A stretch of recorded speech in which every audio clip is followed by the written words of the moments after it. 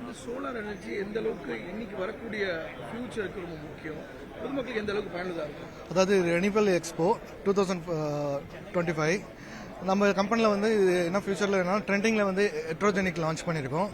இது என்னென்னா 730 watts panel. இது என்னென்னா நியூ டெக்னாலஜி. இது மூலிமா என்னென்னா நமக்கு பை பேனலோட அதிகம் எக்ஸ்ப்ளோர் நிறைய மக்களுக்கு வரும்.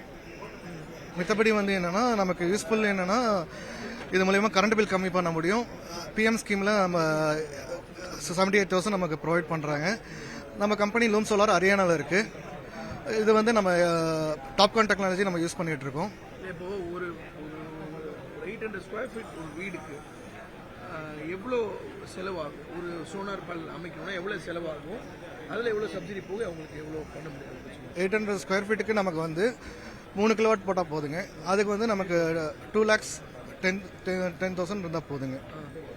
210 ஸ்கொயர் ஃபீட் இருந்தால் போதுங்க சார். அதில் இந்த சப்சிடியும் கொடுத்துரும். 78,000 சப்சிடி வந்துடும் நமக்கு. அந்த 3 கிலோவாட்டில் வந்து எவ்வளோ பவர் வந்து சேமிக்க முடியும் சார்? அதாவது கவர்மெண்ட் நார்ம்ஸ் படி 15 யூனிட்ஸ் கொடுக்குறாங்க.